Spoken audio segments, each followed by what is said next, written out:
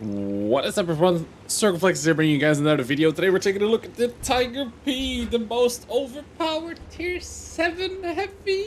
Oh no, it's not. It's really not. It's basically a bad Tiger 1, and some people don't even like the Tiger 1 for some reason. You basically get a little bit of frontal armor, and that's it. The rest is all worse than the Tiger 1, basically. I think you have worse traverse, worse top speed, worse DPM, worse gun depression, and yeah. So, also, why is my display so weird? Hello? I fixed it. Wow. I was wondering what was going on there. Anyway, the Tiger P. We are on my favorite map, actually, Redshire, and we're at +2. No artillery, though, which is nice. And yeah, we're playing the Tiger P. Most of you probably know by now that I'm free marking all the tier 7s from the tech tree that I haven't already. And guess what? The Tiger P is one of them. Because it's, well, it's not very good, is it? Right? But we're playing on Redshire, and we're just going to go... Normally, even if at lower tiers, you know, if I'm bottom tier, I like to go like G5 and get some some sniping off into the sides here. But I was like, you know what? I'll do my role. I'll go to where most of the heavies go, and I'll try and support as best as I can here. And just support my KV5 and this OHO on my left. And there's even a Panther with us as well, and there's an IS-3A behind us, and I think, I don't know, let's see, where's the Tortoise? So the Tortoise went to the sniping spot at G5. There's a Scorpion there as well, the ISU is there as well, there's some scouts in the middle, and the E1 has moved up a little bit as well. So what are we gonna do here? We're gonna support as much as we can, right? So we want to track, and we want the other people to do most of the damage. I want to be able to spot things if I can, because there's a lot of snipers on the G5 spot, right? So we want to be tracking, we want to be spotting, because we're not here to do the damage, we're here to support, basically, because we're at -2, right? So I get a little cheeky bit of spotting there, and I noticed that our KV5 is shooting HE, which is interesting. The ISM gives us a lower plate. I'm like, okay, sure. And he gets tracked by the KV5's HE. He immediately repairs it, which means I'm gonna track him again, because now he's actually fully tracked. His repair kit is on cooldown for like 90 seconds or whatever that number was. He shoots our KV5. I'm trying to look if I can actually bend the turret or whatever. And then we hit the, let's say, the shoulders of the hull there, which is actually the weak spot of the ISM. If you're fighting one, where I just shot him is actually the best spot where you can shoot him. We are loading the APCR. I mean, we're fighting an ISM and a VKP. I mostly loaded it for the side of the VKP turret there. And I see the T-34 coming around, and I could have let the OHO take the hit here, but we track him. He uses his repair kit. We have to take the shot, basically. So we go in, track him again, and now he's ours, right? The IS-3A comes in, and can we finish him off? Yes, we can. Kill him, and here's the important part. The W key, also known as moving forward. Right, that ISM has a KV5 and an OHO in front of him, but he's gonna get rushed, and there you go.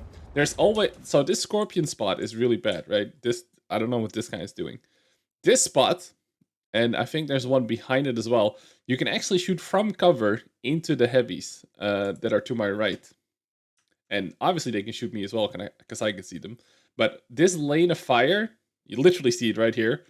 That lane of fire is why you want to push up and spot as best as you can. Now, you can't always do this because they can be in cover here. So you have to be careful. But when I saw that this guy was out of position and the Scorpion was super out of position, and we already know that a lot of the enemy team is actually huddled up at C4-5, I was more than willing to take the chance to peek, see that these two were there, and then, you know, we can just go for the tracking shots. He's not paying a lot of attention. We track him there. And then he's not using a repair kit, he's still aiming. Go for the tracking shot again. Then he realizes after shooting and uses his repair kit. Well, we already got our tracking in.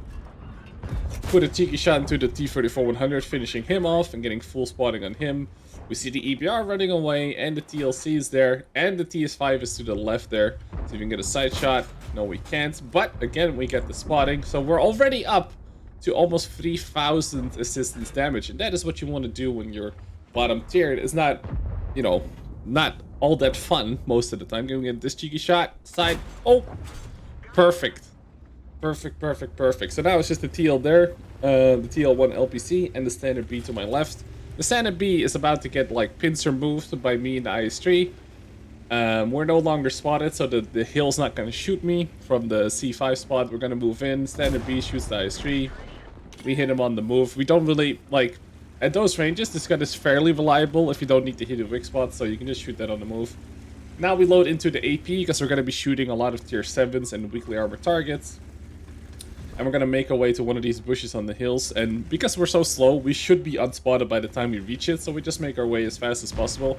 Again, we're trying to just be the support tank here, and that can be super ultra boring, because you want to be the guy that does all the damage, but unfortunately, -2 is still a thing. So you kind of have to play the support role, and also you want to maximize your assistance damage at every cost, right? So here I'm a little bit surprised, because I was actually thinking, okay, I'm gonna light up everything, right? So I got some really weird shots here on the IS-2. I don't really want to move because the TL1 is to my right still. But yeah, see if we can get any shots off here. I'm mostly here for the spotting. The steering wheel gets spotted now. I get a little bit of spotting there, but obviously the 1390 is going to get away with most of that. And everybody just kind of cripples off. It just dies at this point. So, you know, it's a little bit of a short replay, but I think it's important to show these kinds of games where you have +2. And a lot of people don't really know, you know, what to do anymore at those points, or they rush forward or whatever. And even while my support wasn't that great, like the OHO didn't have the derp gun, and wasn't really using the other gun all that much, and we had to take the hit for the T-44. You know, all the tracking shots, you know, actually using the W key will get you a long way in some of these games. And yeah, so it also showcases one of my favorite maps, which is Redshire. And yeah, pretty damn good game. Let's take a look at the post game here. Oh, wrong one, Circon, you noob. Anyway, so yeah, pretty damn good game. It was an ace. It was, let's see, almost 1400 base XP, only 2000 damage done, but we got a lot of assistance, 3300. We lost 21k. We were running food. We shot some APCR, so we lost a bunch of money here and there, but I think it's worth it for me. Grinding through these and getting the gun marks done, I think it's worth it. But yeah, so a really good support game here. Hope you guys enjoyed it. If you did, don't forget to subscribe. There will be more videos in the future. I'm gonna try and do one a day-ish. So yeah, now that we're back and I'm more than settled again in Norway a little bit. So yeah, I'll see you guys on the next one. Peace out, guys.